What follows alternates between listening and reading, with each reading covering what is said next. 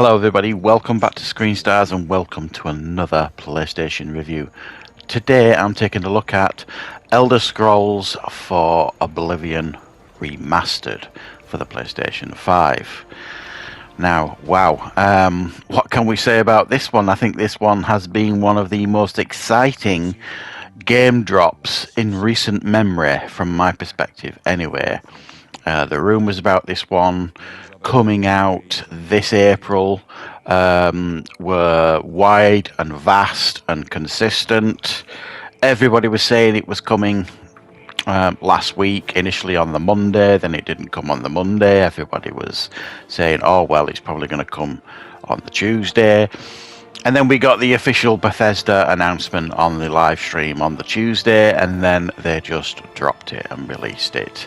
And it has been a complete and utter success from Bethesda in regards to the release of this game. Now, if they'd released this game and it had been in a really shoddy state, then they would have got probably quite a lot of backlash. However, as probably many of you know watching this video, that isn't the case. And what has been dropped is one of the best remasters probably that I can think of. There's probably better ones out there, but normally remasters are just a general, polish and spit and polish and a new coat of paint, and maybe the DLC added, that kind of thing. Well, this one is not like that at all. This has been vastly overhauled to bring it into a modern audience of gamers, to make it more palatable, I suppose. Now, obviously, veterans of this game will certainly hold a massive sense of nostalgia and love for the original game that came out in 2006. Now, while I wouldn't consider myself a veteran of Oblivion, I have certainly played it. I know there are many, many people out there that just absolutely adore that 2006 game. Even now, even with this remaster, they'll probably go back and play that. But I think what they've delivered here is a really, really special package that has deeply respected its audience and the game itself. Now, I've put about 40 hours into this so far. I haven't completed it yet. It's going to take me quite a while yet to do that. But I feel as though I'm at a stage where I can give you some of my in-depth thoughts on this, because let's be honest, guys, many of you, again, watching this, know this game inside out, know the story of it. I don't really need to complete the game to tell you whether I think the story is worth playing. The story is worth playing. It's just that simple. From the moment this game turns on and you get the voiceover from Patrick Stewart, you're on board with this. The story of a murdered king. You've got to go and find his lost son to take over, and then it just kind of takes off from there. But as with typical Bethesda RPGs, that's the main thread of the story, but you basically go and make your own story as well, because there's no end of side missions to complete that you are given within this game. And as I certainly enjoy doing in Bethesda games, you'll stack up the side missions, and then you will go on and just kind of tick them off one at a time. And I kind of read through and I'm thinking, okay, I'll do this one next. This one looks, quite a fun one. So you do that next. And then there's another one you start doing and you're like, oh, I can't do that one yet because I need this spell to be a bit more, my skill level's too low for this spell for me able to do this one yet. So I'll go back to that one in a few hours when my levels have gone up, sort of thing. So I love it. I love the fact that it's almost like a to-do list, your missions in Bethesda games, and you get that many of them on your to-do list. It is just checking them off one at a time, and then just having a great time doing it. Obviously, you've got your leveling up system here, very familiar to those of you who play Bethesda games, of course. You've got no end of weapons to equip, to add magical aspects to. You've got no end of armors to equip. You've got no end of guilds to join. You can become a vampire in this thing. It is literally an RPG lover's dream, games like this. And it's just fabulous. The way they've kind of made this game, it feels like a completely fresh experience, but it's also like putting on a comfortable pair of slippers. Absolutely fantastic. Having a ball so far with this one. So let's talk a little bit about what they've actually done to this game, because I've probably you've seen these comparison videos out there on social media and YouTube of what the original looked like and what the remaster looks like. Well, we'll go through some of the improvements that they've made. Okay, so it's been integrated into Unreal Engine 5. So it's been rebuilt using Unreal Engine 5. So it's significantly enhanced the graphics, and I think that's pretty obvious from what you can see in front of you. The game looks stunning. It looks beautiful, to be fair. They really have done a brilliant job in regards to the graphical overhaul of the game. They have improved the lighting, so you've got like real-time lighting, you've got improved shadows, and significantly improved, more detailed environments. I mean, as I've said, just look at the game; it looks absolutely stunning. It looks, on par with definitely modern games now. So it's got redesigned assets as well. So every asset, from the character models to the landscapes, have all been redesigned from scratch, and it offers a fresh visual experience. The animations have all been enhanced as well. So all the character and combat animations have been redone, providing smoother and more realistic movements. The lip sync technology for the NPCs, that has been improved. It's got enhanced immersion during conversations, is how they describe it. It's still quite janky, to be fair, that bit, but it is obviously better than the original. The world feels more alive now. It's got ambient details like insects and fish, so like all the waters and stuff have been redone to show fish in there and all that kind of stuff. In regards to the gameplay mechanics and things, it's got a modernised levelling system. The levelling mechanics have been completely updated to blend elements from Skyrim and the original Oblivion, aiming for a more balanced progression.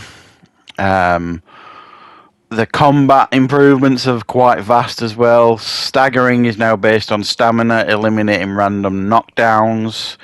Players can't cast spells while blocking, adding strategic depth. There's an auto-aim feature introduced.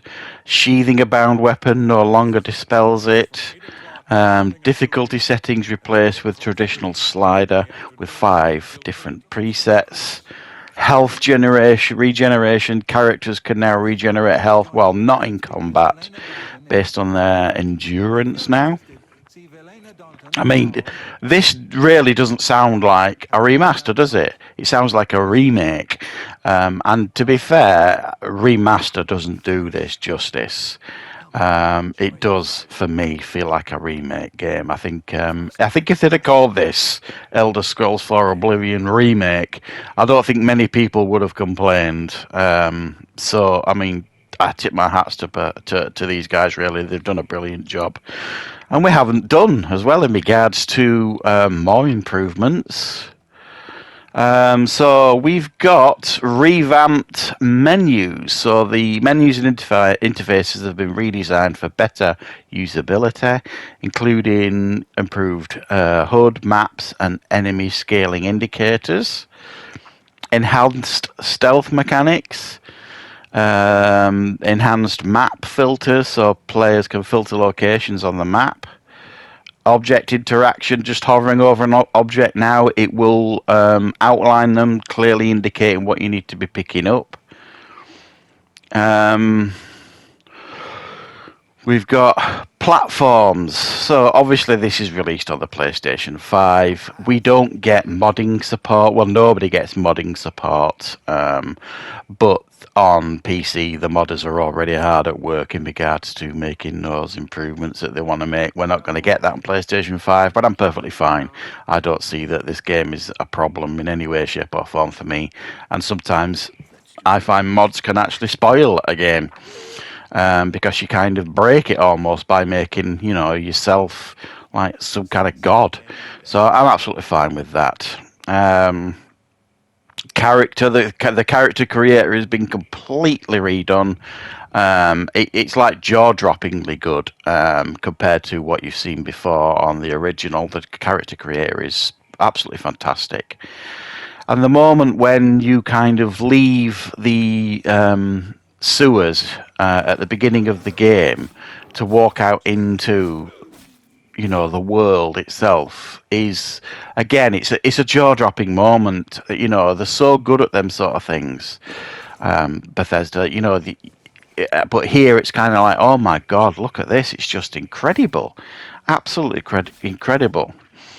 So I mean, it ticks the nostalgia boxes, but it also serves as a massive modernization of a classic game. So for anybody who's never played Oblivion, but they might have played Starfield or even Skyrim remastered.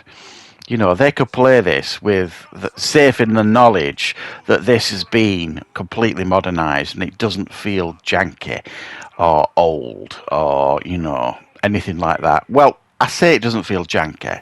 It still does have that Bethesda charm. They've managed to completely revamp the whole game, but they've still kept that Bethesda charm. There is, when you're leaving a cave, and all the textures, still load in and stuff. Character models kind of walking and getting stuck on each other, and they've still managed to keep that charm of the original,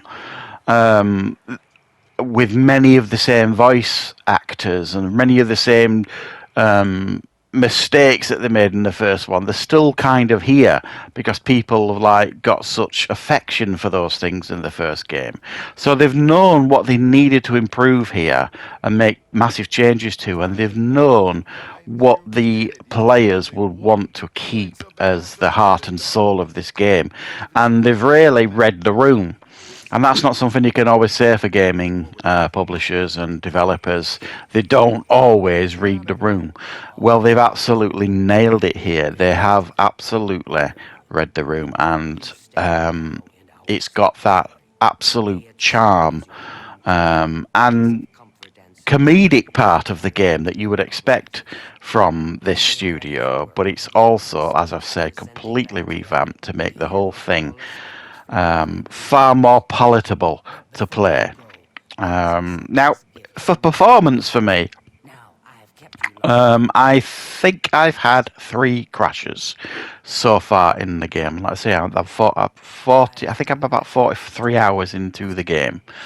That's not too bad from my perspective, especially with a game like this. I'm sure it's probably due another update at some point. It does need a little bit of smoothing out here and there, but because the game autosaves so often, it's not an issue at all in regards to the game crashing, in my perspective. And with it being on a PlayStation 5, it takes seconds really to reload it back in. So I'm not too bothered about that really. All I can say is that I'm having an absolute ball with this game. It's one of those games that you completely and utterly lose yourself in for countless hours. It's an RPG in the truest sense of the word. It is really a fantastic remaster, and I think they've absolutely nailed it. And I hope it's a lesson not just for this studio but other studios on how to do a remaster and how to do it properly. So it's an absolute solid 9 out of 10 from me. I can't give you really any reason not to pull the trigger. I don't even think the price is bad. I think it's absolutely perfect, the price for what they've actually given us here. So thanks for joining me, guys. I'll see you on the next review.